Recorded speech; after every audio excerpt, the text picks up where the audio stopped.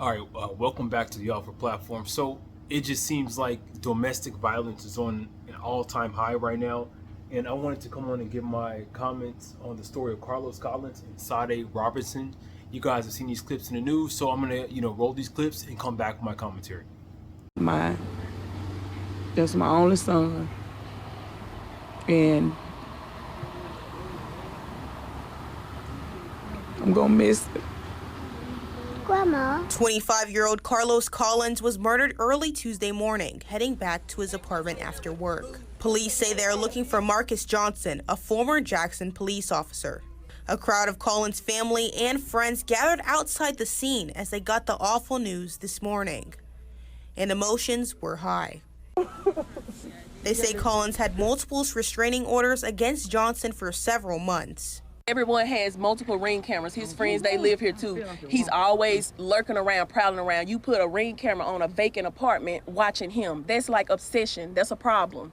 And I feel like the law should have protected him, and they failed him multiple times. The family says Collins was taken too early as he was pursuing to further his education in the medical field. Collins took after his mother, Ashla Hudson, in becoming a registered nurse at the Baptist Medical Center. When he graduated high school, he wanted to go follow in my footsteps. I am an LPN of 18 years, and he was involved in my nursing. He went with me for community services, and he grew in nursing, and I always told him, go and be better than me, and he did. Hudson says her son was compassionate and loved taking care of the sick. She says he was also a family man and would do anything in his capacity to help them out. He always wanted us to be okay. He made sure that we had what we needed. He made sure that if it was in his will, he would make sure that his family was taken care of, from the oldest to the youngest. The family has one thing left to say to the one responsible. We, the family of Carlos Collins, asking you, Marcus Johnson, turn yourself in, please. Turn yourself in. Why would you take my uncle? You love your uncle. Tell him about your uncle. Tell him how you feel about your uncle. I'm sad. I want him back. In Jackson, Crystal Tisme, 16 WAPT News.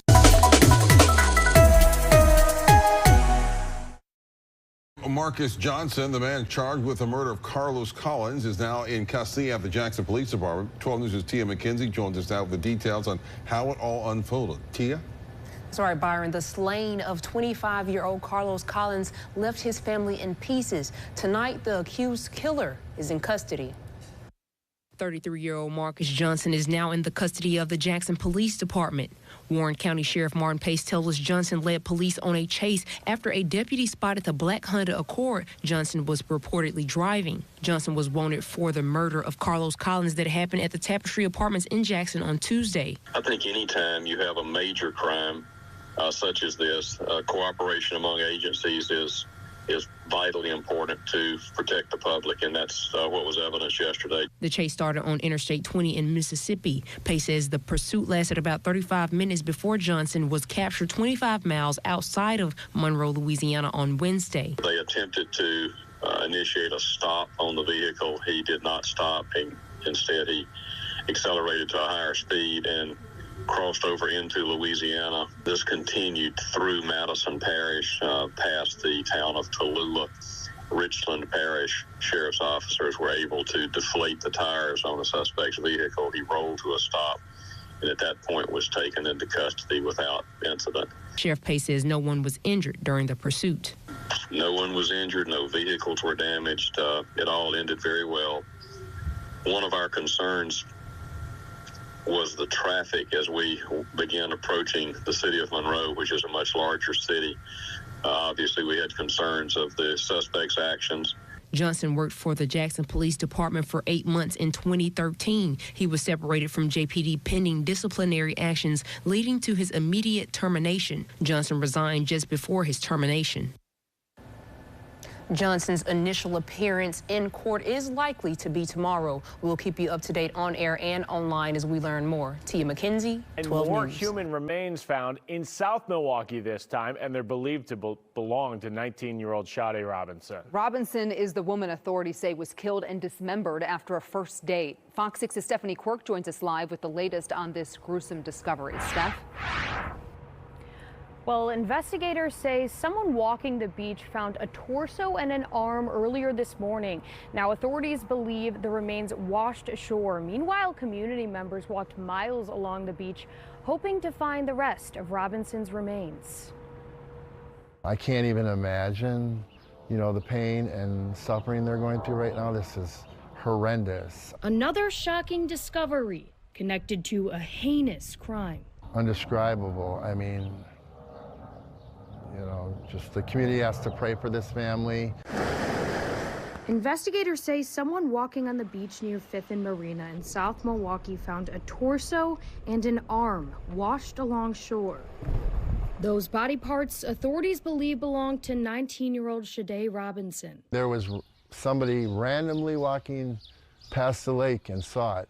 Had they not seen it, it could have went to Racine, Kenosha, anywhere. Robinson is the woman prosecutors say was brutally murdered after her first date with 33-year-old Maxwell Anderson on April 1st. Anderson is charged with killing Robinson, mutilating her body, and spreading her remains across Milwaukee County. The day after her death, police say someone found Robinson's leg in Cudahy. And bring her back to the family so they can have a proper funeral. Community members like Christopher Schwartz have been helping Robinson's family search for the rest of her remains. Today we did probably 8 to 10 miles, I would say, by foot. As for Thursday's discovery, I think it's a gift of God that they found this today. Schwartz says it's a step closer to bringing Robinson's family a bit of closure. I'd want the whole community to come together and help me. Tomorrow at 6 p.m., there will be a candlelit vigil for Robinson. People are asked to bring and wear pink. Meanwhile, a sheriff's office sonar detection boat was already scheduled to search Lake Michigan tomorrow. That was even before today's discovery. Reporting live in Milwaukee, Stephanie Quirk, Fox 6 News. I feel like everyone along the shoreline should be on the lookout. All right, Steph, thanks.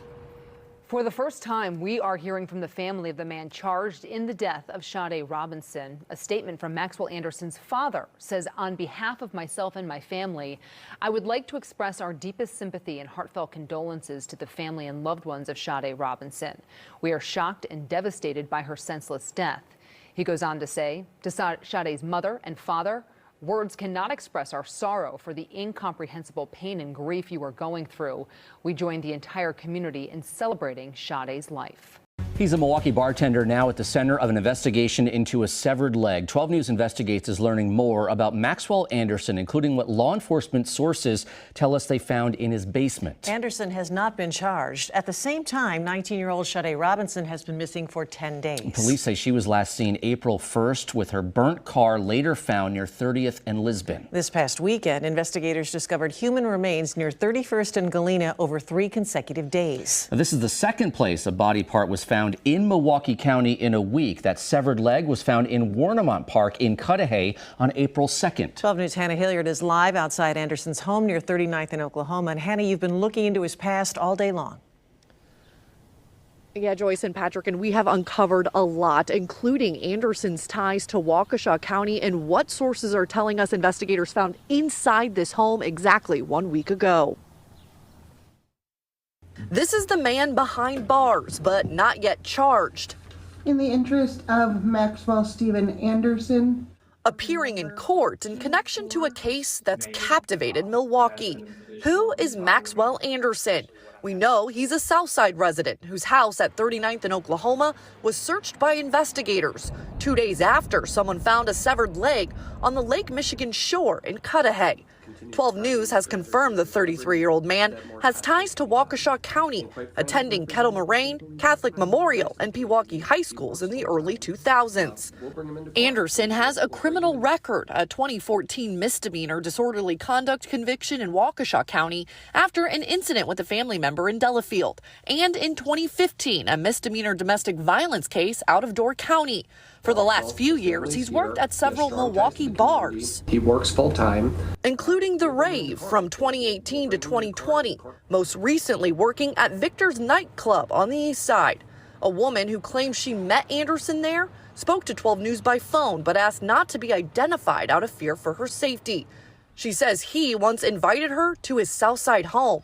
I remember there being something about a hole in the yard, and this was back in fall. I remember asking about it, and he was like, oh, I'm building a garden.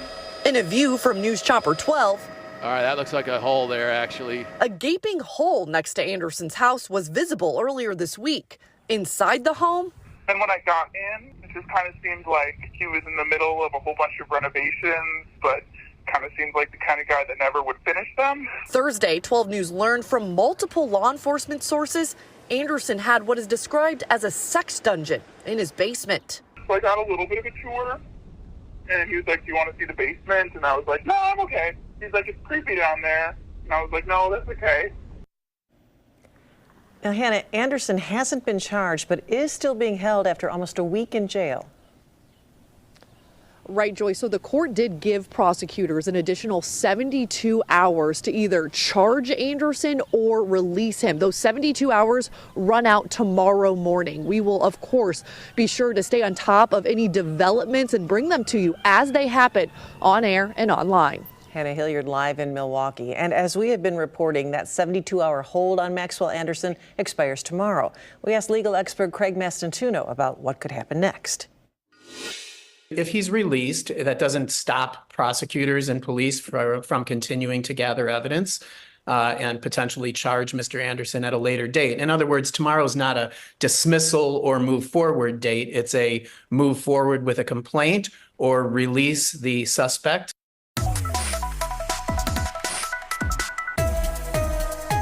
First thing I'm going to start with it's a story of Carlos Collins. I want to be sensitive to the victim's family, so like, you know, I'm going to try not to go in on the victims, and I'm, you know, excuse my laughter, try not to go in on the victims because I truly feel like it's not their fault. They are victims, but I think there's some words of wisdom and some like lessons we can all take from these stories. What I want to say is, you know, you had Carlos Collins, a 25-year-old, dating a 33-year-old, 34-year-old Marcus Johnson. And right off the bat, you guys know I have a problem with older people going after younger gay people, younger gay LGBTQ plus people.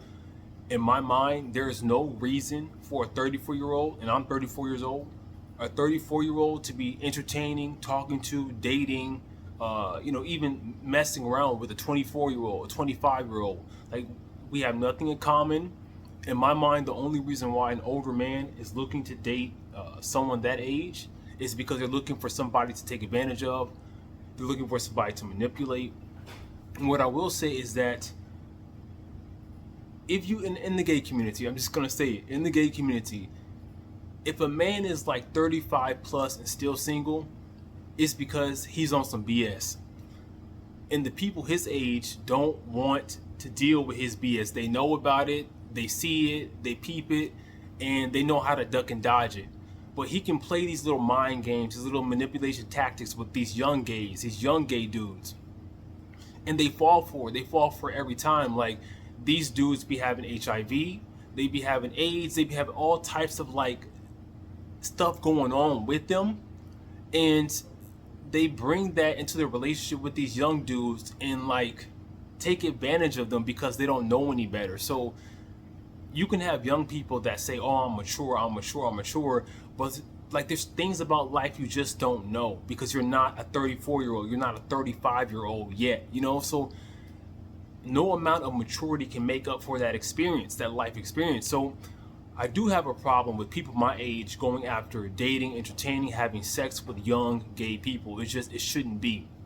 And I took some notes here, so give me a second. A lot of these older gay dudes who are single are down bad, doing bad, and they want to see you doing bad too. My husband's laughing. And they want to see you doing bad too. A lot of these dudes have ruined their lives. Like, he's laughing, but I'm being dead honest. A lot of these dudes Misery likes company. They have ruined their lives. They have literally ruined their lives. And they see you young, fresh, you know, doe-eyed. You're out there, you know, living life, and life is ahead of you. You have so much ahead of you. and they want to see you crash and burn just like them, because like my husband just said, misery likes company. And we've all been there before. You know, I remember I was 19 dating like a 30-year-old. And, you know, looking back, I thought I was doing something. Like, I thought I had it together and it was cool. But looking back, like, that dude was playing all types of games I had no experience with. Like, he was just doing all types of stuff. Excuse me, you guys. He was just playing all types of games I had no experience with, you know? So, oh, I don't want them to see you. I don't want them to see you. Like this? No, because I don't want them to see your face. Like, not even like this? Yeah, not like that. Oh. I don't want them to see you because I want to protect your identity. I don't want you to be on there. Okay. They want to control you. They can hear your voice, but I don't want them to see your face. Just to protect your identity. Are you gonna edit it then? No, they'll. Excuse me, guys. That's just my husband talking. But he was trying to hop in the video. I told him no because I don't want some things in my life that I feel are valuable. I want to keep private, and my husband's one of those things. He can commentate. These older mother effers want to control your life. They want you to be like them, or they want to submit you. And it's fun when you're single and you say, oh yes, I like the older guys. But guess what? These older guys are making you just like them. Yeah, a piece of scum. Like, that's what they want. They just want to taint you, want to make you miserable. So what I want to say, the last thing I'm going to say on this topic is obviously tragic.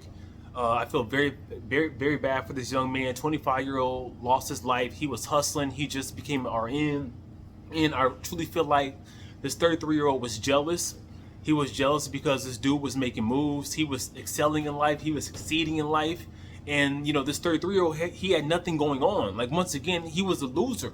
He was a loser. So it's like when you're dating a loser, they'll do whatever they can to, like, kind of hold on to you because they know you're their only hope. Like, you're the only good thing in their life. So just be careful out there. If you're a gay dude out there, just be careful messing around or, you know, just dealing with these dudes, because you never know what you're getting yourself into. These dudes are just crazy. A lot of them are just crazy. All right. So Sade Robinson, and this story is crazy. Something is going down in Milwaukee. Like, they just have too many serial killers. Like, this was like Jeffrey Dahmer 2.0, where you have this white man preying on black people. Jeffrey Dahmer preying on gay black men. What is this dude's name? I don't know the killer's name, but he anyhow preying on this young black woman. And once again, I want to be sensitive, and she's a victim in this story 100%. But I feel like her family may have failed her in some aspect. We all know you can't stop an 18 or 19-year-old from doing what they want to do. You can tell them all day, hey, don't go home with men on the first night that you don't know. But yet, when you're 18 and 19, you believe you are invincible. You don't listen to nobody. You believe you know everything. And unfortunately, like that attitude cost this young lady her life. Like, she had no business. It's okay to go out on a date with a 33-year-old. This man was another older man, 33-year-old. But when it came back to, hey, come back to my place, she should have been like, no. And it's like a lot of young people are out here just making mistakes. Like, they feel like they are invincible. Like, you can go home with somebody you don't know. Think about that. Like, I'm gonna go home, have sex with, sleep with a person I just met. And in this case, it cost her life. Like, this man didn't just murder her, delete her, he cut her up and just scattered her body parts all over the city of Milwaukee. And, you know, I did a video about interracial relationships today, and, you know, I'm going to touch on that very quickly. And like I said in that video, a lot of these white men do not see us black people as human beings. Like, they don't see us as, like, serious relationship material. And y'all need to understand that when y'all entertaining these dudes. They are not, some men are for fun, some men are for long-term relationships, you know? And you gotta know the difference. And what I'm seeing on the internet is a lot of black women are pushing this whole divestment thing. Like, oh, if you can't be with a black man, get with a white man, it's better, it's better. But like I told y'all in my interracial video, a lot of these white men don't see us as human beings. They see us as a fetish. They see us as the flavor of the week. So you'll have to know that moving in this world, and just be careful. just don't be quick to hop in bed with people, man. Like, you just don't know what you're getting yourself into. And, you know, as I'm looking at this dude's eyes, his mugshot, this dude clearly has no soul. Like, his eyes, like, just look dead inside. So, whether you're straight, gay, just be careful, young people, because y'all don't know what y'all getting yourself into in this world. Y'all don't know. When us older people are telling y'all how to move around in this world, it's not because we're hating. It's not because we're old, we need to go sit down. It's not because we're just, you know, trying to prevent you from having fun. It's like we know what we're talking about, and y'all should be listening. But unfortunately, like a lot of people don't. I know when I was 19, 20, I was dating a gay black man. And he was entertaining another dude. And, you know, a few months later, you know, we broke things off. I never messed around with him. A few months later, he was like, oh, I'm HIV positive now. Like, I was messing around with a dude who knew about his status but didn't tell me. And, you know, now I'm HIV positive. And it's like, man, like, it's a miracle that we made it through the ages of 18 to 24 without having, like, these major life consequences occur to us. Because our brains are not even fully developed, and we're out here making adult decisions with a brain that's not all the way there. So y'all, just be careful out there. That's all I gotta say about this commentary today. It's sad, you know. Carlos Collins, you know, your family, I hope you guys are okay. Sade Robinson, I hope you guys are okay as well. Rest in peace, and you know, I'll be back with another one later. Peace.